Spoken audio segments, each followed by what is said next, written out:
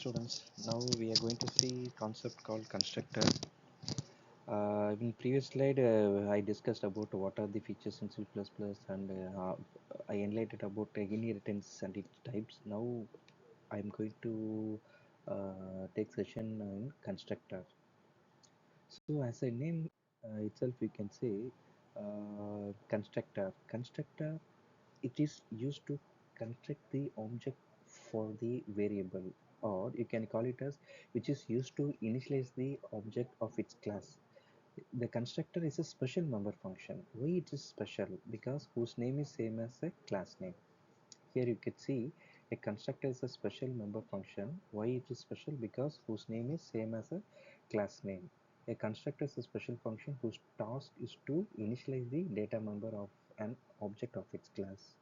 It is special because it has same name as its class name. It invoke automatically whenever a new object of its associated class is created. That means constructor will be called automatically when object of its class is created. When object of its class is created, automatically constructor will be invoked. Whereas what will happen, other ordinary member function, we need to call with the help of class name, period operator followed by member function. Whereas constructor, it will be invoked automatically. Okay, it is called constructor because it constructs the initialize of a data member by building the programming object. We come to the next feature. It is very common for some of the object to require initialization before it can be used. Suppose you are working on hundreds of objects and the default value of a particular data member need to be 0. For that we can use for this constructor. Initialize all object manually will be very tedious job. Instead of you can define constructor function which is initialize the data member to 0, then it will be very easy for you to work on the constructor. So how this is a syntax to declare constructor. This is a syntax to declare constructor. Class A is a class name. Visibility mode is public. X is a variable of type integer under public section. Here you can see A. Here class name is also A. That means class name and the member function name is same, and we can call it this member function as a constructor. This is a special member function. This is a special member function. So here constructor can be defined either inside the class definition or outside class definition using class name and scope resolution operator. So what is the use of scope resolution operator? Scope resolution operator which is used to define your member function outside of the class. So here we are using scope resolution operator to define the member function. What member function? Special member function. Why it is called special? Because name is same as class name. A is a class name followed by scope resolution operator followed by constructor function. Constructor, come to the constructor characteristic. What are the characteristic of a constructor? They must be declared in public scope. They must be declared in public scope. They are invoked automatically when object is created. They do not have return type, even void. Constructor should not have any return type. We should not give any return type, not even void. They cannot return value. They cannot return value. They can be inherited through derived class. Can call the base class constructor. Constructor cannot be virtual. Constructor cannot be virtual. We cannot refer to their address. Constructor, we cannot refer to the address. An object with constructor or destructor cannot be used as a member of a union. They make implicit call to the operator new and delete when memory allocation is required. So the important in constructor is that constructor cannot be virtual. We cannot refer to their address. A object with constructor cannot be used as a member of a union. They make implicit to the constructor new and delete when memory allocation is required.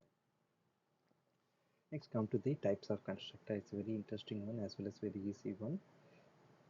Constructor are all of three different types. One is default constructor, can use parameterized constructor. Next one is copy constructor. The default parameterize and one is copy constructor. So default parameter constructor, the syntax is there is, see here, default constructor which does not take any argument, it has no parameter. No parameter is also called as default constructor. This is an example. Here there is called function q, class name is also q with no parameter. You can call it this as a default constructor. As soon as object is created, the constructor is called. Whenever you are going to create an object for your class, automatically the constructor will be invoked, which is initialize data member. A default constructor is so important for initializing of an object member that we even do not define constructor explicitly. The compiler will provide a default constructor implicitly. This is the example for a default constructor.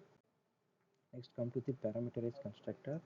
In parameterized constructor, these are the constructor with parameter. That means class name, member function name will be same. The member function is a constructor. It's going to have parameter, hence it is called parameterized constructor. Using this constructor, you can provide different value to the data member of different object by passing the appropriate value as a object.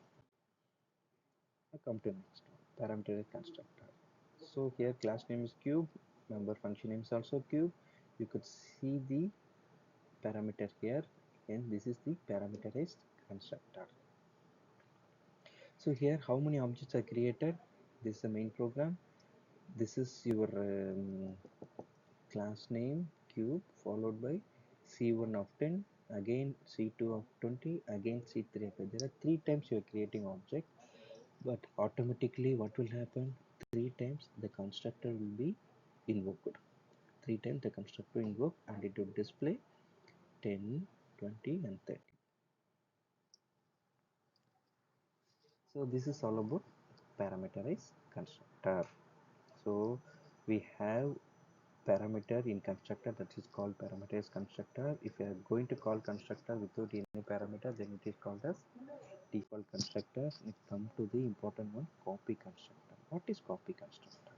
One object value will be copied to another object.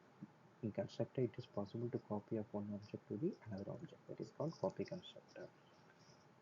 These are special type of constructor which take an object as argument and it is used to copy value of data member of one object to another object. This is syntax. This is syntax.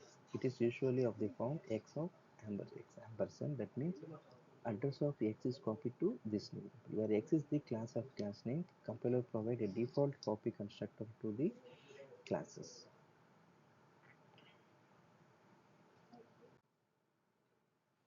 Here you could see the syntax for copy constructor. Copy constructor, class name within bracket, constant class name, ampersand of class name. Ampersand of class name means the object address will be copied to new object. Here you can see mm, sample copy constructor. Here you are creating, yeah, here you are creating, you are assigning ampersand of sam which is copied to x and y. As a result, the value of one object will be copied to the another object. So this is the output for the previous program. So in this session we have learned what is constructor. Constructor is a special member function whose name is same as class name. And types of constructor, there are 3 types of constructor: copy, default, parameterized. Here we are seeing about static constructor. C++ does not have static constructor, but you can emulate them using a static instead of nested class.